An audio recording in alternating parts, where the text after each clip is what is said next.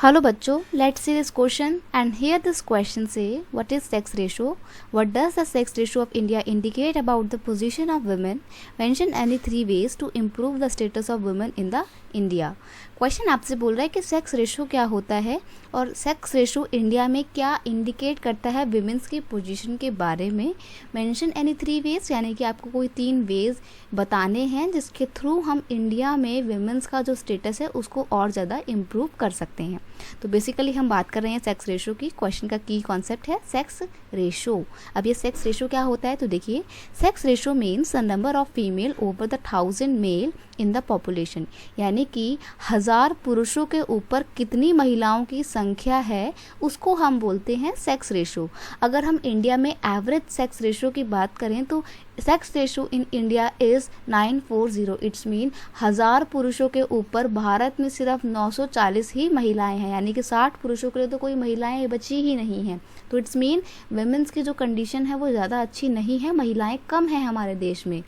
अब देखो, ज़रूरी नहीं कि हर जगह पे सेक्स रेशो वुमेन के लिए अनफेवरेबल रहा हो. अगर हम हरियाणा की बात करें तो हरियाणा में कितना है, 2011 के सेंसस के अकॉर्डिंग मैं आपको बताऊं तो वहाँ तो महिलाओं की स्थिति बहुत ही ज़्यादा बदतर है.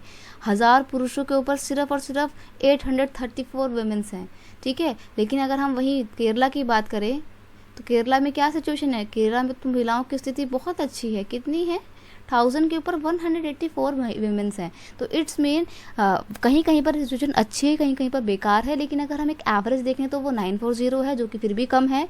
और इससे पता लगता है कि महिलाओं की स्थिति भारत में अच्छी नहीं है. The sex ratio in India या in our country has always remain unfavourable to the female. This shows the lower status of women in the Indian society. Bharat में तो सेक्स रेशो कभी भी महिलाओं के पक्ष में नहीं रहा है, हमेशा महिलाओं के लिए विपक्ष में रहा है. और इससे पता लगता है कि भारत में महिलाओं की स्थिति अच्छी नहीं है. अब जो स्थिति बहुत ख़राब है उसको कैसे हम इम्प्रूव कर सकते हैं, तो 3 तरीके हमसे पूछते. तो पहला तरीका है improvement of the literacy rate. हमारे को महिलाओं को साक्षर बनाना है, पढ़ा लिखा बनाना है. क्योंकि अगर जब वो पढ़ लिख जाएंगी और एक अवेयर वुमेन बन जाएंगी, अपने अधिकारों के प्रति जागरूक होंगी, तो वो अपने लिए आवाज़ उठा पाएंगी. और जब जब महिलाओं ने आवाज़ उठाई है तब तक उनकी सिचुएशन में इम्प्रूवमेंट आई है.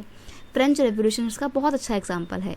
नेक्स्ट है reservation of seats in parliament for the women, यानी संसद में महिलाओं के लिए कुछ सीटों को रिजर्व करके रखना चाहिए. लाइक ऐसे 1/3 सीटें जो हैं आप महिलाओं के लिए रिजर्व कर सकते हैं. बट अभी ऐसा हुआ नहीं है, सिर्फ लोकल गवर्नमेंट में 1/3 सीट वुमेन्स के लिए रिजर्व करके रखी गई हैं.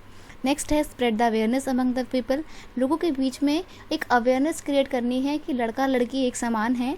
अगर आपके घर में बेटी होती है तो उसको भी उतना ही अच्छे से वार्म वेलकम किया जाए जिस तरीके से बेबी बॉय को करते हैं.